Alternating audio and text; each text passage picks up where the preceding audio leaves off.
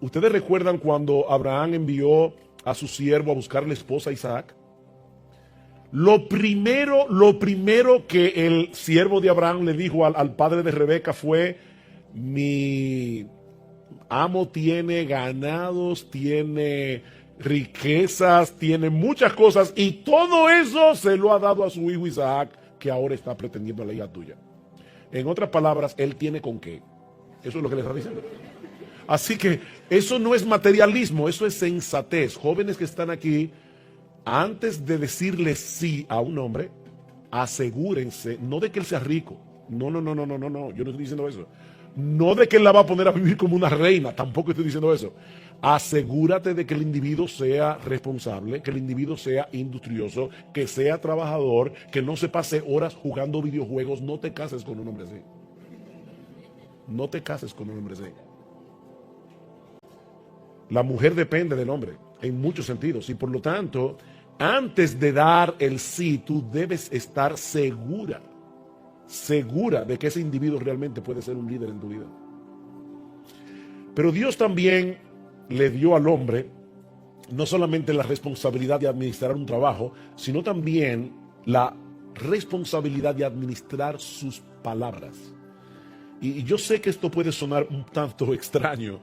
Nosotros estamos tan acostumbrados al hecho de que somos capaces de hablar, que fácilmente podemos dar por sentado ese don maravilloso que Dios le ha dado al ser humano.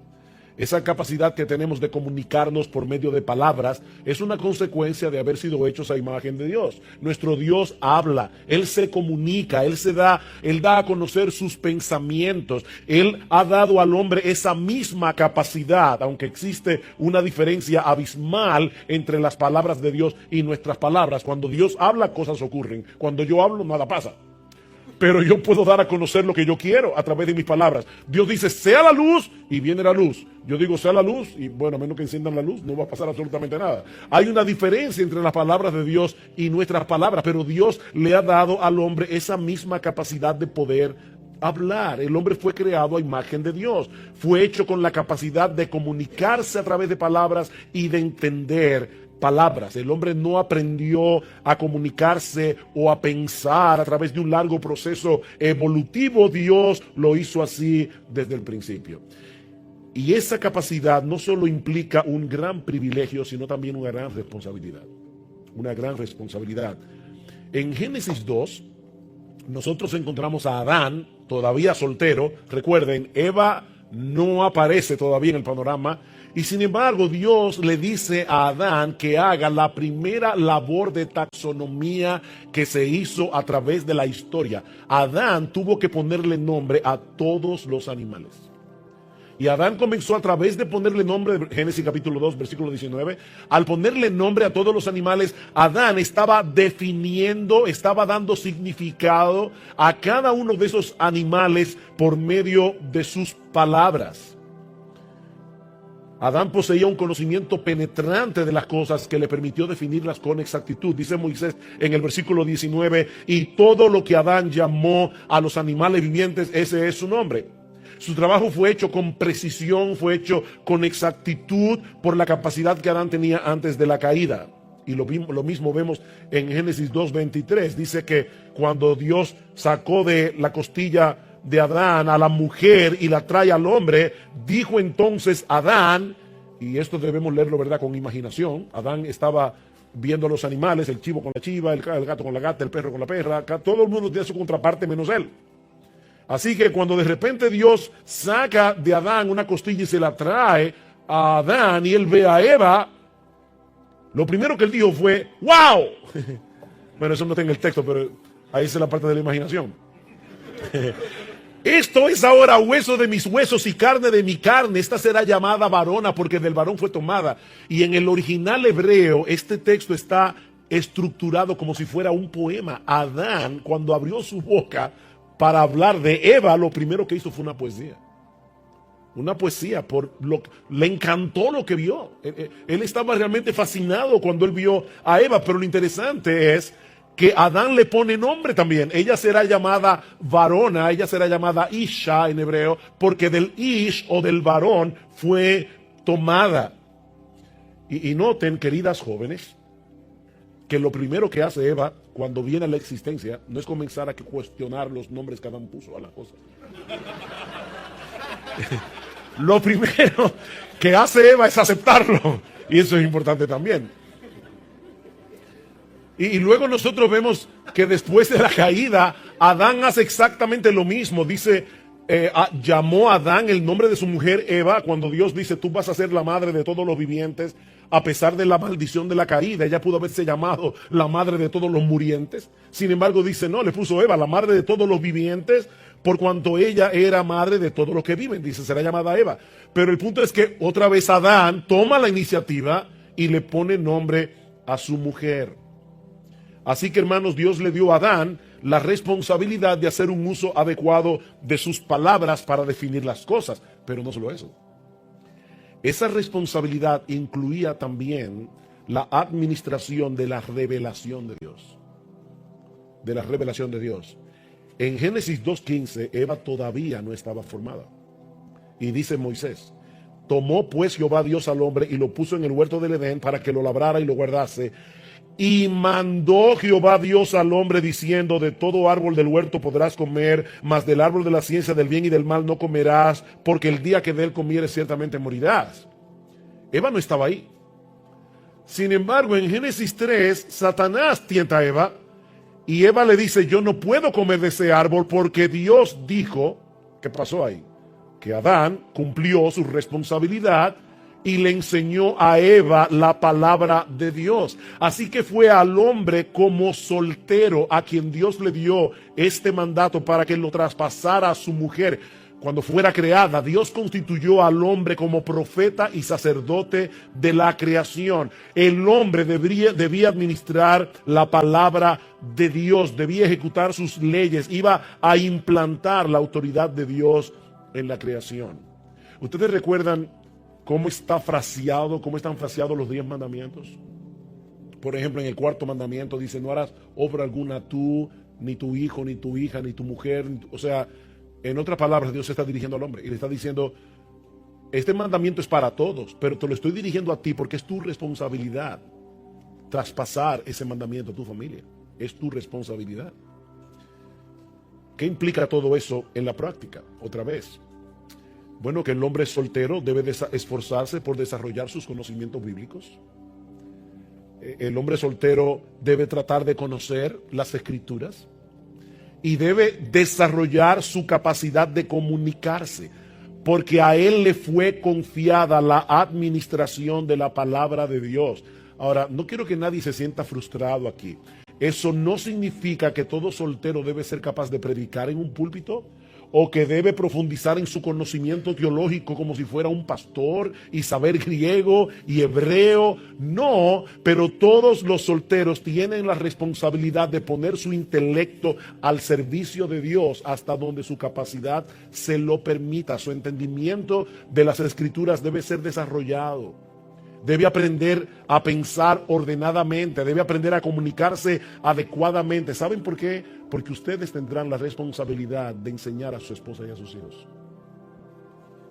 ¿Qué le dice Pablo a las mujeres en 1 Corintios capítulo 14? Dice, la mujer calla en la congregación.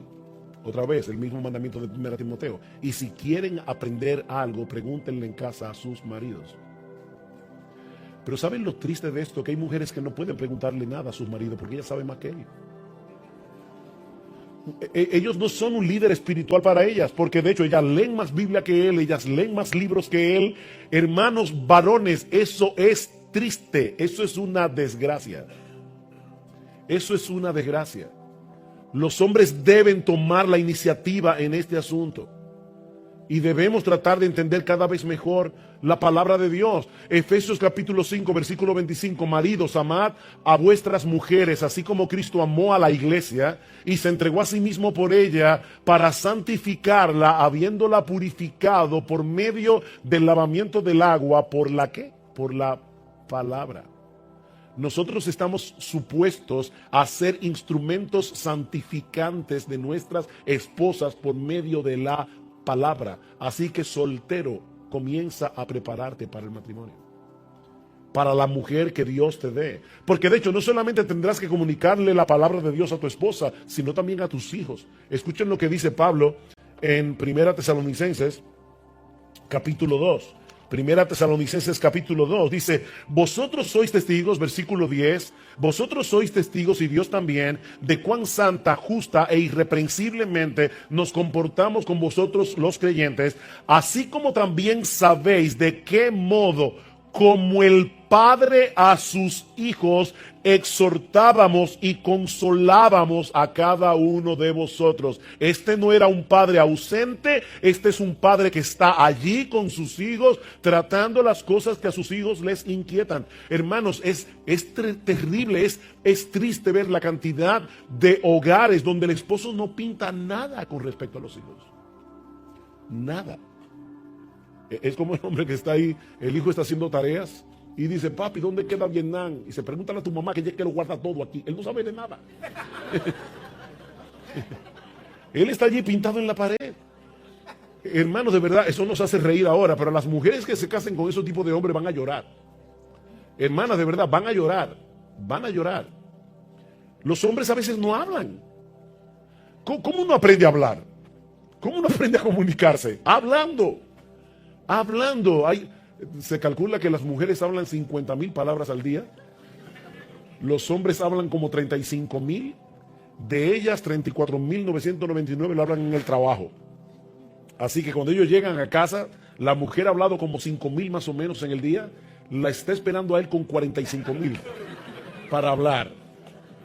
Los hombres deben hablar, deben sentarse a hablar con sus mujeres. Ellas quieren que tú te sientes a hablar con ellos. Una vez hablé con un hermano de nuestra iglesia, la esposa vino donde mí y me dijo: pastor, yo estoy desesperada. Mi esposo es un buen hombre, pero no habla. No habla.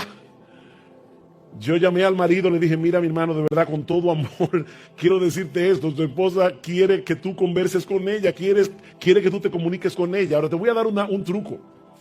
Este hermano estaba trabajando como a 1 hora de la capital en un trabajo en el interior. Yo le dije: cuando tú sales de tu trabajo todos los días, tienes 1 hora para pensar qué tú le vas a decir a tu mujer cuando llegues a tu casa. Porque la verdad es que a un hombre que no le salen las palabras naturalmente, cuando esté delante de la mujer no le va a salir nada. Tiene que pensarlo de antemano. Yo sé que eso suena como muy mecánico, muy frío, pero es mejor que no hablar. Piensa de antemano: le voy a contar esto, le voy a contar esto, le voy a contar esto, y le voy a abrir mi corazón diciéndole esto y lo otro, porque la buena comunicación no es solamente hablar. Hay gente que habla mucho y comunica poco. La buena comunicación es otra cosa. Alguien decía que la buena comunicación tiene 5 niveles. El primer nivel es el más simple de todos, es cuando tú te encuentras con una persona y dices: ¿y qué? Aquí están hablando, no dicen nada, es bien superficial.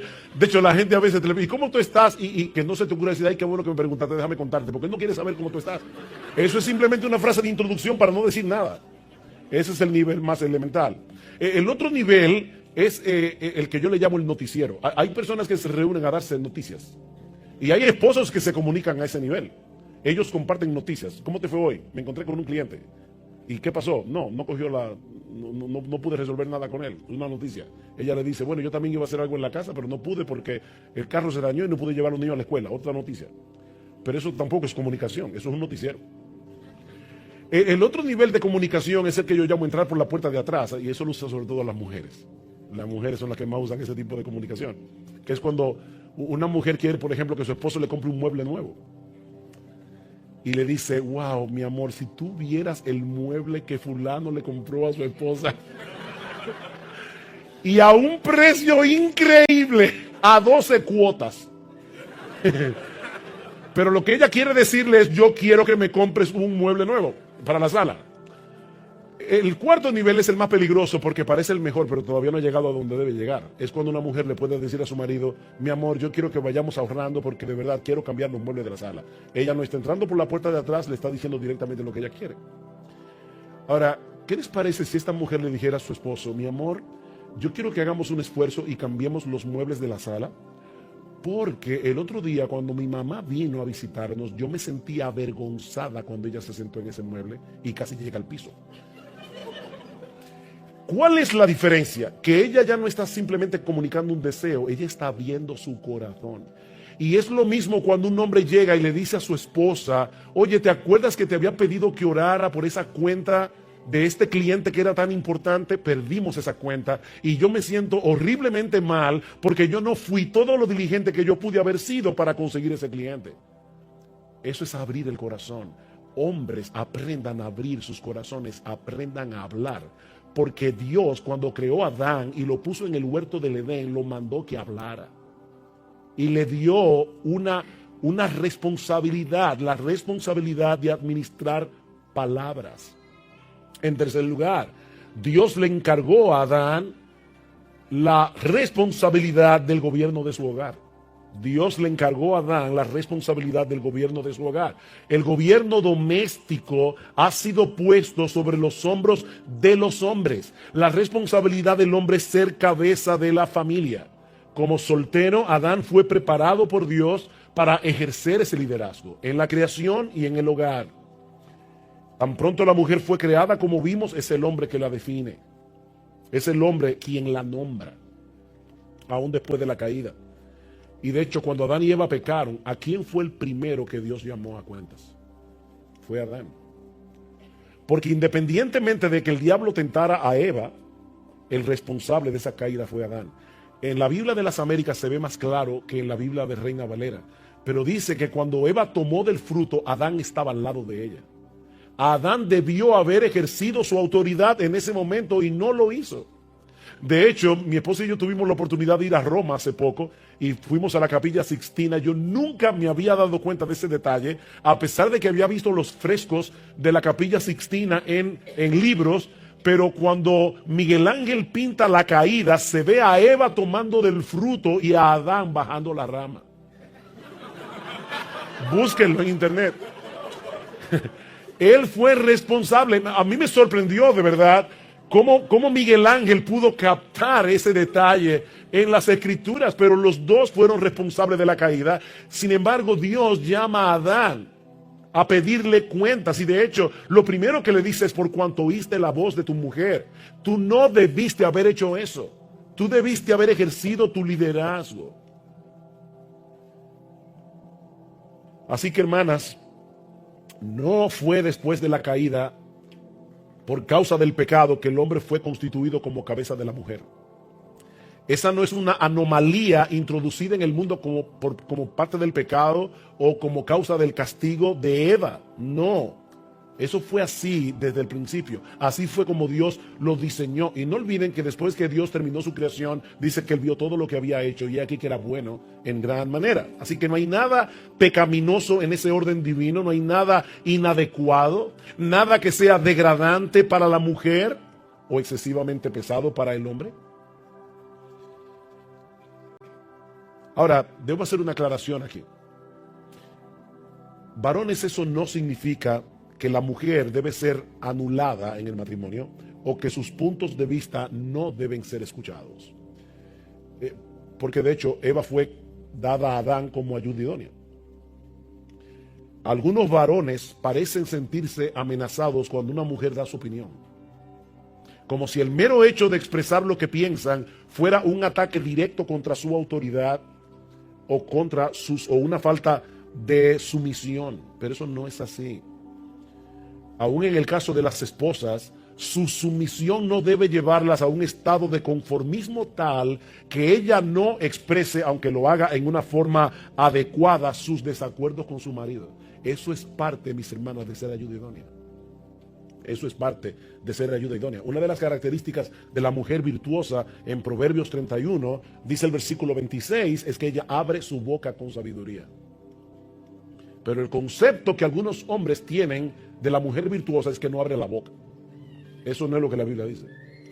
¿Ustedes recuerdan cuando Abigail frenó a David de cometer una locura, una matanza en la hacienda de Nabal, su esposo? Él no se molestó con Abigail, todo lo contrario. Él le dijo: bendito sea Jehová Dios de Israel, que te envió para que hoy me encontraras. David decía: Dios fue que te envió a ti para que tú me frenaras a mí, a una mujer. Y está hablando aquel que había sido ya designado como rey de Israel. Sin embargo, David le dice a Abigail: bendito sea Jehová y bendito sea tu razonamiento. Un hombre que se siente amenazado por la opinión de una mujer probablemente está evidenciando que posee un liderazgo débil que puede tambalearse fácilmente. Es un hombre inseguro. Así que jóvenes, solteros, lo primero que hizo Dios con Adán fue prepararlo para el matrimonio. Le dio un trabajo, le dio palabras que él tenía que administrar y lo colocó como cabeza del hogar. Pero nosotros vemos en Génesis capítulo 2 que Dios le proveyó a Adán una ayuda idónea para que lo complementara en la labor que se le había encomendado. Eva fue encomendada a Adán como una ayuda idónea. Dice el versículo 18, y dijo Jehová Dios, no es bueno que el hombre esté solo, le haré ayuda idónea para él. Jóvenes, noten esto, el pecado no había entrado en el mundo. El mundo todavía era perfecto. Adán tenía una comunión con Dios perfecta. Y Dios dice en este pasaje, no es bueno que el hombre esté solo. No es así como se supone que deben ser las cosas. No es bueno que el hombre esté solo. Y Dios le da a Eva. Y Dios le da a Eva para varias cosas. Dos voy a mencionar antes de la caída, una para después de la caída. ¿Por qué Dios creó el matrimonio? Bueno, en primer lugar, Dios creó el matrimonio para que el hombre no estuviera solo, punto. Dios creó el matrimonio porque nosotros necesitamos esa compañía. Hay algo que ocurre cuando un hombre y una mujer pueden abrirse el corazón mutuamente, cuando pueden ser transparentes el uno con el otro. Yo no sé qué es lo que tiene eso, pero yo sé que cuando yo me siento mal, aún físicamente, y puedo decírselo a mi esposa, ella no me va a curar porque yo se lo diga. Pero hay algo que ocurre cuando yo puedo decirle, no me siento bien, me siento mal, yo necesito que tú estés al lado mío. Es para eso que Dios creó el matrimonio, para que nosotros podamos tener ese sentido de compañía. En segundo lugar, obviamente Dios creó el matrimonio para que pudiéramos procrear. Dios creó el matrimonio para que pudiéramos procrear. Es su voluntad que los niños nazcan en el contexto de una relación que no es una unión libre, es una relación de compromiso. Hay un pacto matrimonial que une a ese hombre con esa mujer y el niño debe crecer, debe desarrollarse en ese ambiente de seguridad, en el amor de su papá y de su mamá. Hay una tercera razón que Pablo da en 1 Corintios capítulo 7 y ya tiene que ver con la caída, y es el hecho de que Pablo dice claramente, si tú no tienes el don de continencia, cásate. Cásate. Y de paso, yo no sé quién fue que se inventó que el cristianismo trata el sexo como un tabú. Yo no sé qué libro fue que leyó esa persona, pero no fue la Biblia. Porque la Biblia habla de ese tema muy claramente, muy claramente. Yo no veo ningún tabú en la Biblia con respecto a ese punto. Y Pablo dice claramente a los hermanos en Corinto, en cuanto a las cosas de que me escribisteis, bueno le sería al hombre no tocar mujer. Y más adelante vamos a ver que la razón por la que Pablo dice eso es porque los corintios iban a sufrir una fuerte persecución. Y Pablo dice, si sufrir esa persecución como soltero va a ser un problema, como casado va a ser peor. O sea que no es que Pablo está aquí anulando lo que la Biblia dice acerca del matrimonio, porque el mismo Pablo dice que prohibir el matrimonio es doctrina de demonios. ¿Qué sigue diciendo Pablo?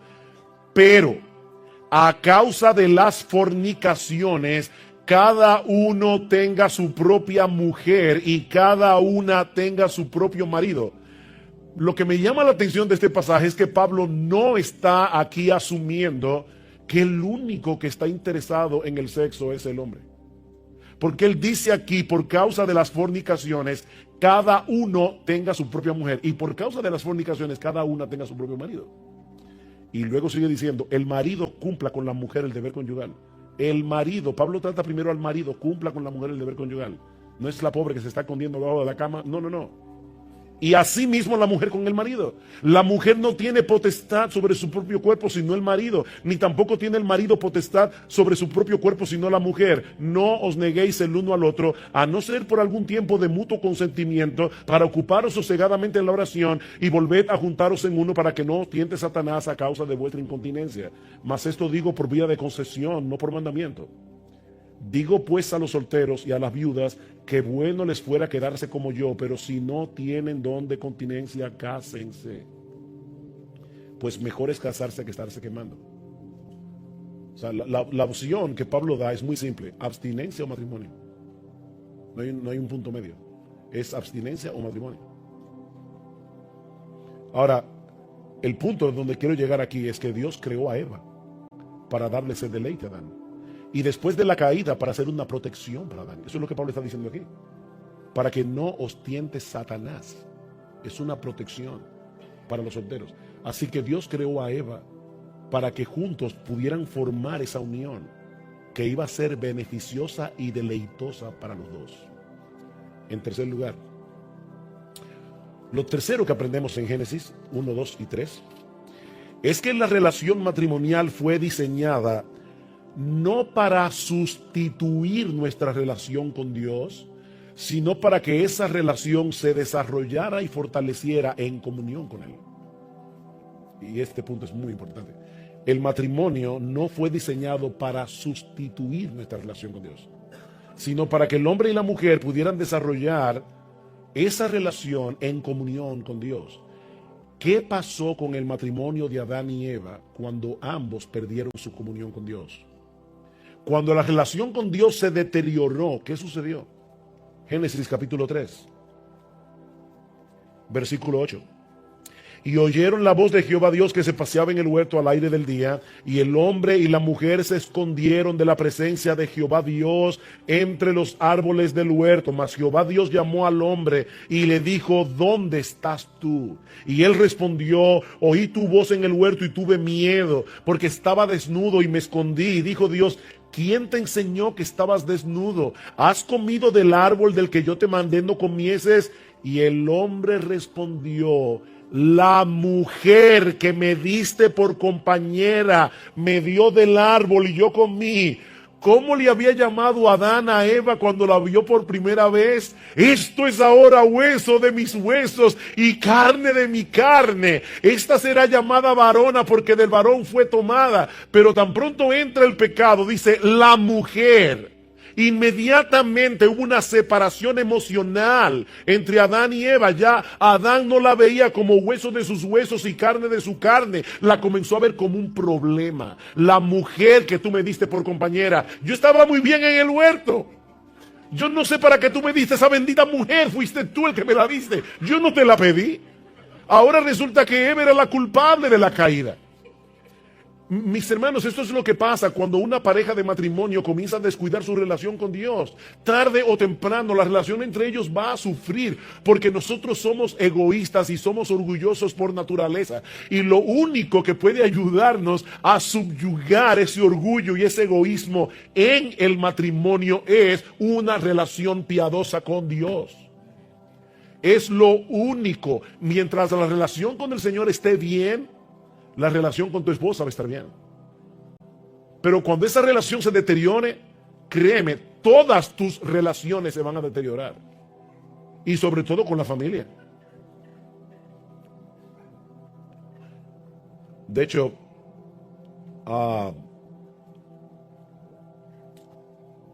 en este mundo caído, debo decir eso, no todo el mundo va a poder encontrar un compañero o una compañera. Y eso es así, hermanos, lamentablemente. Pero eso no debe ser motivo para que tú te veas a ti mismo o a ti misma como ciudadano de segunda categoría en el reino de Dios, ni para que te tomes lástima a ti misma o a ti mismo. Porque tu relación con Dios siempre debe estar primero. Y esa es una relación que tú nunca vas a perder. Entonces, hay personas que le van a orar al Señor. Señor, ayúdame a casarme, provéeme un compañero, provéeme una compañera. ¿Y qué pasa si eso no sucede?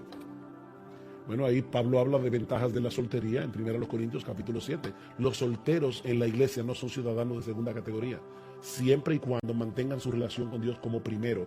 Joven soltero, no veas el matrimonio como un salvador. No veas tu matrimonio como un salvador. El salvador es Dios. Y lo que tú realmente necesitas es a Dios. Ahora, claro, sería genial y sería muy bueno que Dios te proveyera un compañero o una compañera. Pero cuando Dios te la provea, recuerda que tu relación con Dios siempre debe ir primero.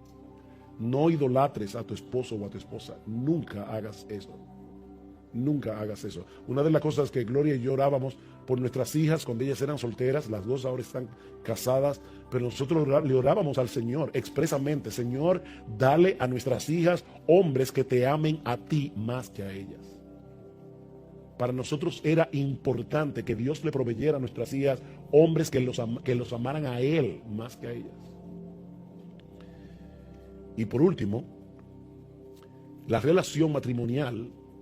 Aprendemos de ese pasaje en Génesis 2 que la relación matrimonial está llamada a ser una representación del Evangelio. La relación matrimonial está llamada a ser una representación del Evangelio. Déjame hacerte una pregunta. ¿Tú te quieres casar? Sí, te quieres. Qué bueno. Sé honesto, sé honesta. ¿Te quieres casar? ¿Para qué te quieres casar? Porque si tú te quieres casar para ser feliz, vas a ser un desgraciado.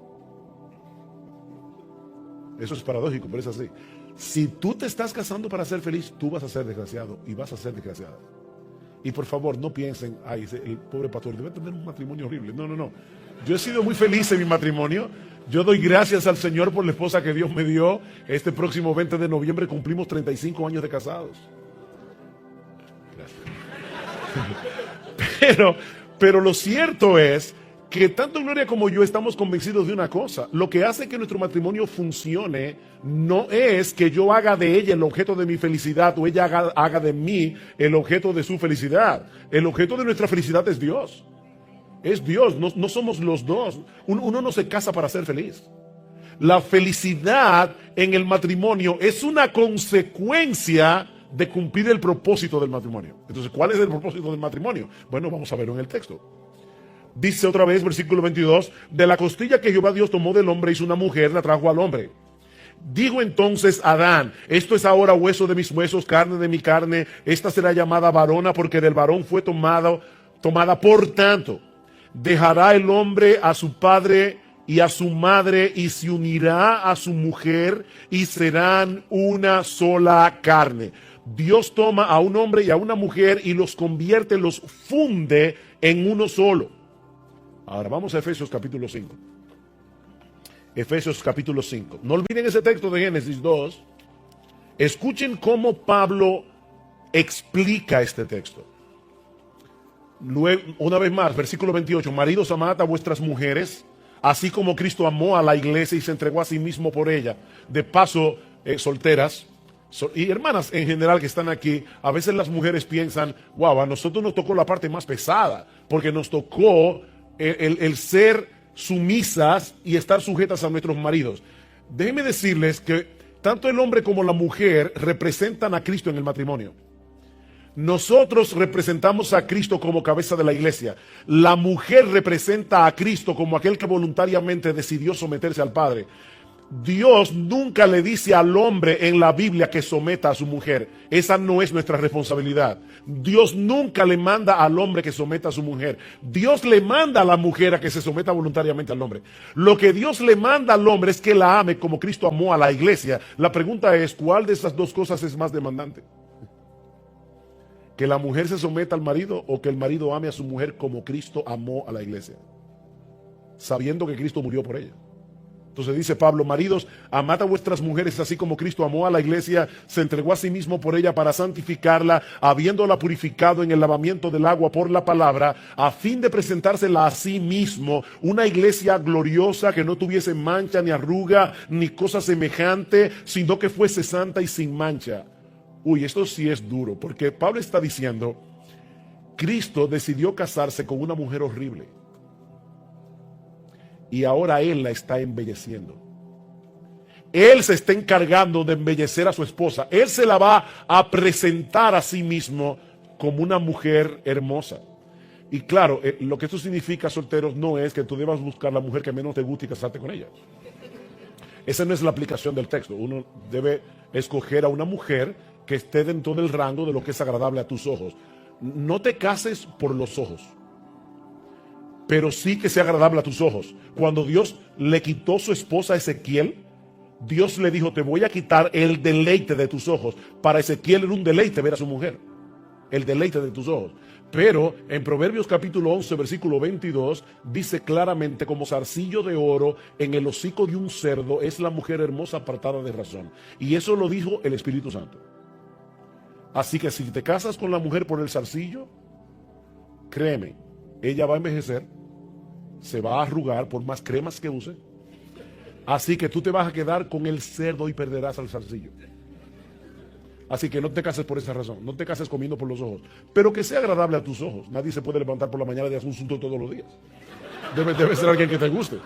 Para los gustos se hicieron los colores, Dios le da diferentes. Gracias al Señor, ¿verdad? Porque si no, algunos de nosotros estaríamos fritos.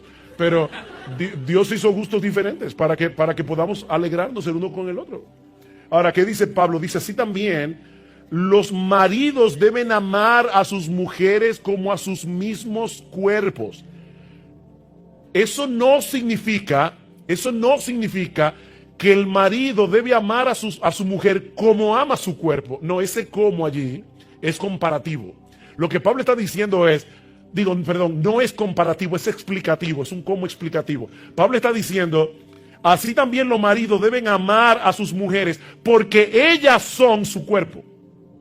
Ellas son su cuerpo. Como ellas son su cuerpo y nadie aborreció jamás a su propia carne, dice, el que ama a su mujer a sí mismo se ama, porque nadie aborreció jamás a su propia carne, sino que la sustenta y la cuida, como también Cristo a la iglesia, porque somos miembros de sus cuerpos, de su cuerpo, de su carne y de sus huesos. Por esto dejará el hombre a su padre y a su madre, y se unirá a su mujer, y los dos serán una sola carne. ¿Qué texto es ese? Génesis 2:24. Grande es este misterio, mas yo digo esto respecto de Cristo y de la iglesia. Pablo viene explicando todo eso de la unión del hombre con la mujer para llevarnos a este punto. Dios sabía de antemano que iba a haber una caída. Dios sabía de antemano que Él iba a enviar un redentor y que iba a haber una iglesia que iba a ser una con su Salvador. Y ahora Pablo está diciendo en Efesios capítulo 5, Dios diseñó el matrimonio para que el hombre y la mujer intencionalmente representen en su relación la relación de Cristo con la iglesia. El matrimonio está supuesto a ser una parábola viviente del evangelio.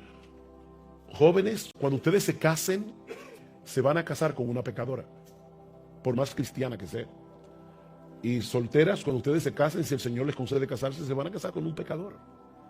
Y van a tener que aplicarse el mensaje del evangelio el uno al otro constantemente, porque por más que se amen, van a haber malos entendidos. Por más que se amen, va a haber momentos donde uno va a herir al otro, donde uno va a pecar contra el otro. Y es en esos momentos cuando nosotros podemos representar libremente el evangelio a través del perdón, a través de la misericordia, a través de la compasión. Es para eso que existe el matrimonio.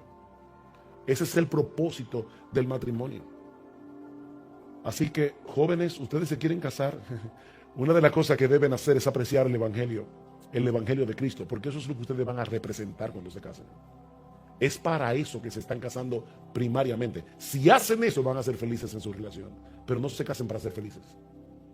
No se casen para ser felices. Tu esposa o tu esposo no te puede dar lo que solo Cristo puede dar. Nadie puede satisfacer como solo Cristo puede satisfacer. Nadie en el mundo, solo Cristo. 3 consejos finales. A la luz de lo que hemos visto hoy, en primer lugar, recuerda que tu identidad no es definida por tu estado civil, sino por tu relación con Jesús. ¿Estás soltero y no ves a nadie a la vista? Tú no eres por eso una ciudadana o un ciudadano de segunda categoría en el reino de Dios. Pablo era soltero. Y Pablo estaba satisfecho en Cristo. Pablo estaba satisfecho en Cristo. Dice Pablo que nosotros estamos unidos a Él, en quien habita la plenitud de la deidad. Así que, joven, recuerda esto: tu identidad no se define por tu estado civil. Mi identidad primaria no es casado, o soltero, o divorciado, o viudo. Mi identidad primaria es cristiano. Esa es tu identidad primaria, cristiano, cristiana. En segundo lugar, debemos procurar casarnos. Debemos procurar casarnos. Eso es lo que dice Pablo en 1 Corintios capítulo 7. Y eso significa algo para el hombre y significa algo diferente para la mujer. ¿Qué significa esto para el hombre? Busca una esposa. Busca una esposa. No te pongas a orar y no hagas otra cosa que orar, porque te vas a quedar solo. Tú tienes que ser activo buscando una esposa. Una vez llamé a un hermano de nuestra iglesia y estaba un poquito avanzadito de edad. Y le dije: mira, mi hermano, Tú te quieres casar, sí, yo necesito casarme. Ok, mira, de verdad, no esperes oír violines y campanas cuando te pase la chica adecuada por al lado. Piensa ahora mismo, así fríamente en la iglesia, el nombre de 5 hermanas que por su edad, porque son agradables a tus ojos, por sus intereses, pudieran ser una opción para ti, y comienza a tratarlas a todas igual, para que nadie se confunda. Y tú vas a ver que vas a descubrir en ese accionar cuál es la escogida. Ahí está con 3 hijos, felizmente casado hace ya como, yo no sé cuántos años, pero tiene muchos años de casado. Capítulo 10, versículos 1 al 12. Levantándose de allí, es decir, de la ciudad de Capernaum, Jesús se fue a la región de Judea y al otro lado del Jordán, y se reunieron de nuevo las multitudes junto a él, y una vez más, como acostumbraba, les enseñaba. Y se le acercaron algunos fariseos, y para ponerle a prueba le preguntaban si era lícito a un hombre divorciarse de su mujer. Y ellos respondiendo él les dijo: ¿qué os mandó Moisés? Y ellos dijeron: Moisés permitió al hombre escribir cartas de divorcio y repudiarla. Pero Jesús les dijo: por la dureza de vuestro corazón os escribió este mandamiento, pero desde el principio de la creación Dios los hizo varón y hembra. Por tanto, lo que Dios ha unido, ningún hombre lo separe. Y ya en la casa los discípulos volvieron a preguntarle sobre esto, y él les dijo: cualquiera que se divorcie de su mujer y se casa con otra, comete adulterio contra ella. Y si ella se divorcia de su marido y se casa con otro, comete adulterio.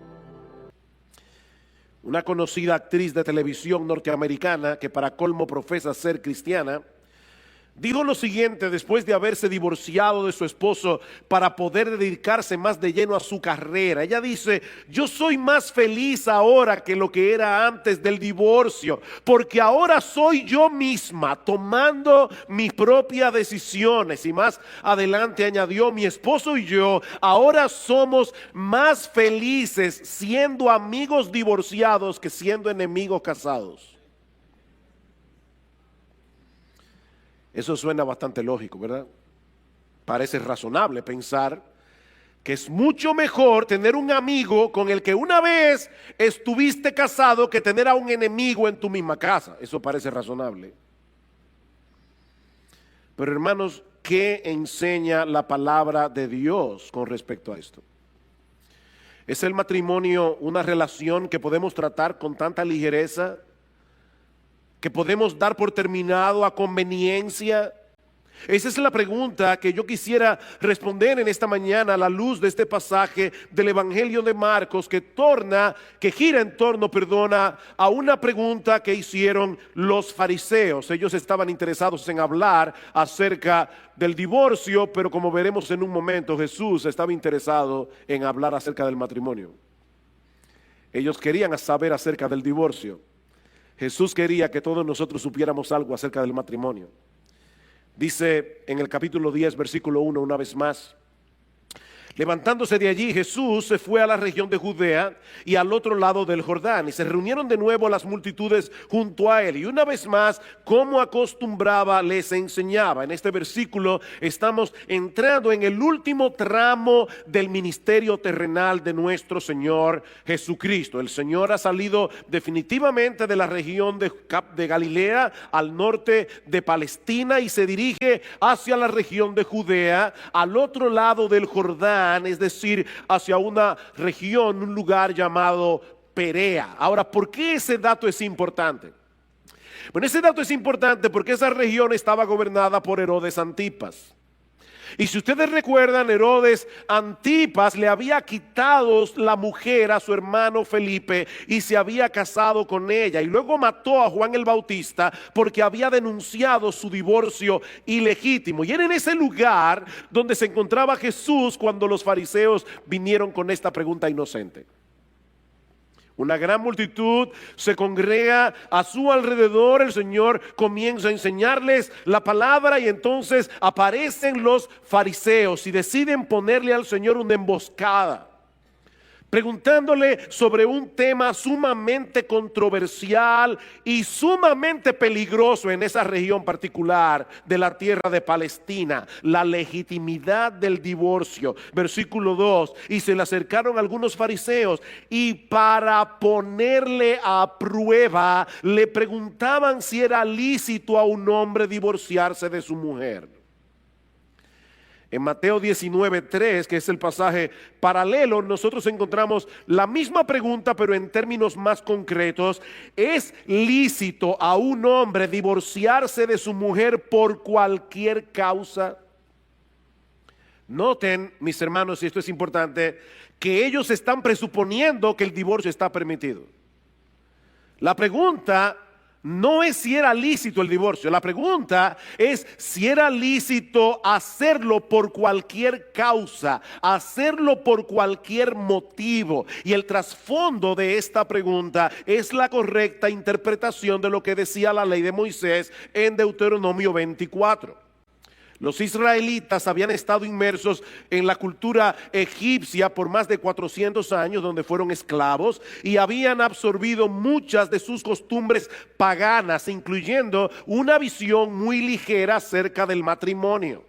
Tal parece que el divorcio era muy común entre los israelitas en ese tiempo, pero en vez de prohibir el divorcio, lo que hace el Señor es regularlo, introduciendo una limitante en un caso particular. Yo voy a leerles Deuteronomio 24, no tienen que buscarlo, pero en los versículos 1 al 4, esto es lo que dice la palabra de Dios.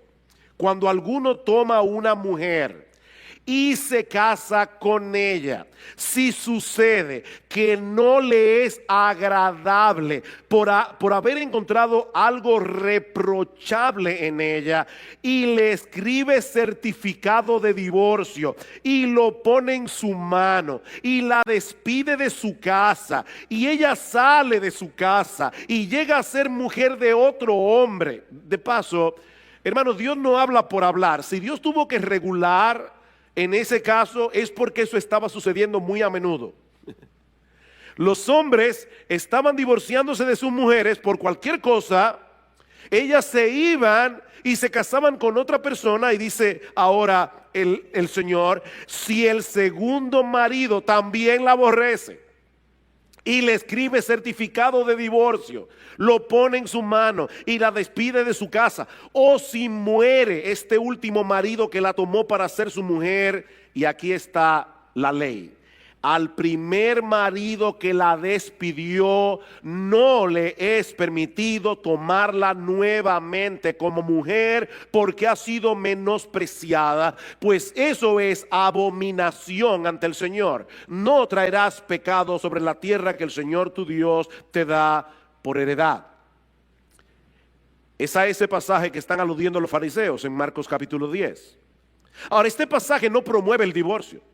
De hecho, este pasaje ni siquiera nos da un juicio de valor sobre cómo deberíamos ver el divorcio. Simplemente regula este caso particular. Si una persona se divorciaba de su mujer por haber hallado en ella algo reprochable, y esta mujer se casaba con otro hombre, si se daba el caso de que ese otro hombre también se divorciara o muriera, su primer marido no podía volver a casarse con ella bajo ninguna circunstancia. Y básicamente lo que Dios está diciendo aquí es: la mujer no es un juguete que tú puedes desechar cuando tú quieras y volverla a tomar cuando tú quieras. Piénsalo bien antes de poner en su mano una carta de divorcio. Mis hermanos, la relación matrimonial no es como el contrato de cable.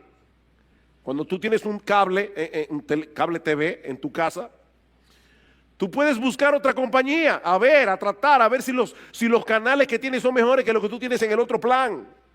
Y si no te conviene, puedes volver a la otra compañía, de nuevo, a la anterior. Pero Dios está diciendo: no hagas eso con el matrimonio. El matrimonio es un vínculo sagrado. El matrimonio no puede ser tratado con tanta ligereza.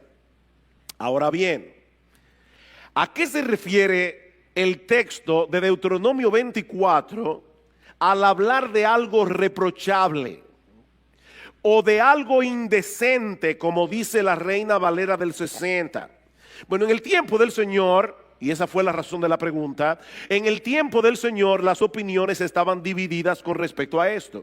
Por un lado estaba la escuela de un rabino llamado Shammai, que decía que la única causa legítima para el divorcio era el adulterio.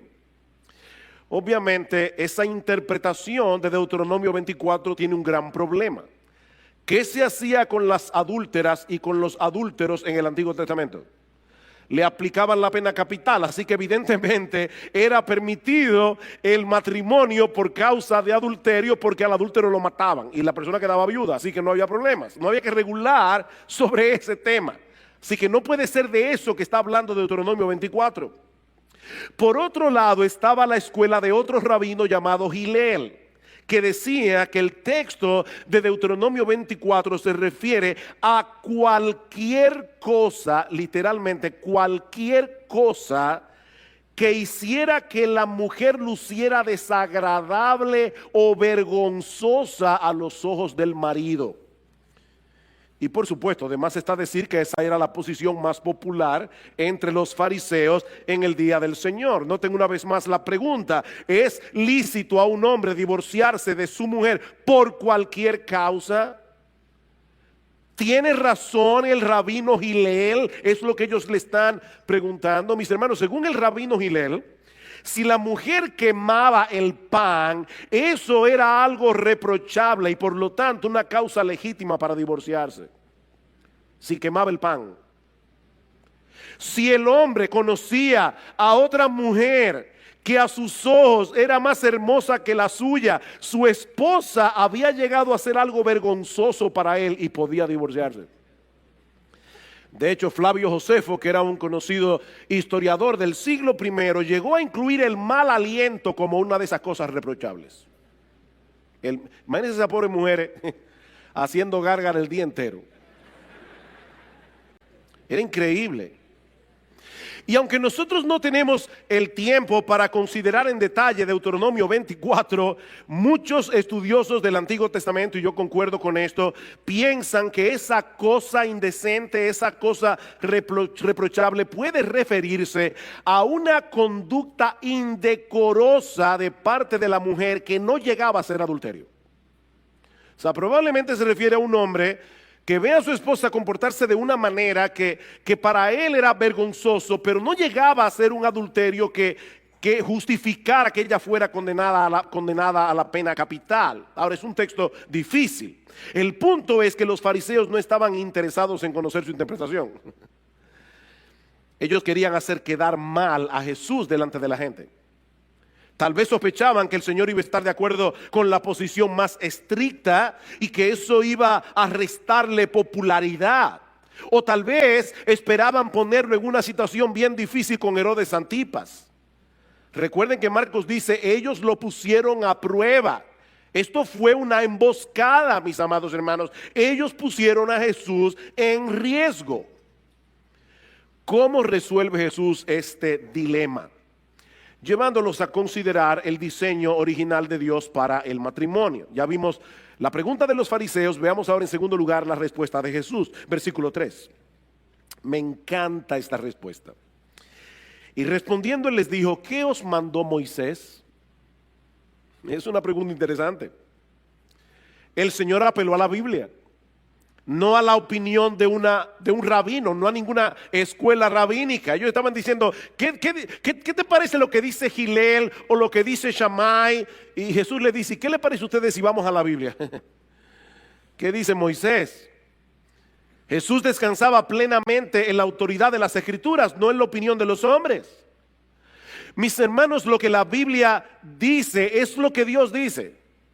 Lo que la Biblia dice es lo que Dios dice, porque este libro que fue escrito por hombres inspirados por el Espíritu Santo. No importa cuál sea el tema que estemos tratando, lo que Dios dice en su palabra es lo que le pone punto final a cualquier cosa. no lo que a nosotros nos parece más lógico en una situación particular. Y yo digo esto porque muchas veces cuando estamos hablando acerca de este tema del divorcio y del nuevo matrimonio, nosotros cometemos el error de argumentar a favor de una postura partiendo de un caso particular que apela a nuestra sensibilidad. Casos que no nos ayudan a ser objetivos porque apelan a nuestras emociones. ¿Cuántas veces hemos oído este ejemplo? ¿Qué debe hacer una mujer que está casada con un hombre que casi ni habla? Y cuando abre la boca, o es para pelear, o es para demandar algo, o es para criticar. ¿Debe continuar casada con ese patán? Miren, mis hermanos, yo no quisiera que esto sonara a falta de empatía con las mujeres que están pasando por esa terrible situación, pero esa no es la primera pregunta que nosotros debemos hacer. La primera pregunta es, ¿qué dice Dios en su palabra acerca del matrimonio? Otra vez, el Señor Jesucristo es la segunda persona de la Trinidad. Él es la compasión encarnada. Si hay alguien, mis amadas hermanas, que entienden cuando ustedes son maltratadas verbalmente o emocionalmente por sus maridos, si hay alguien que las entiende, es el Señor. Sin embargo, Él basó su argumentación en las Escrituras. ¿Qué dice la Biblia? Aunque este es un tema que nos impacta emocionalmente, hermanos, no podemos tomar decisiones sobre la base de nuestras emociones. Debemos tomar decisiones sobre la base de lo que Dios ha revelado en su palabra.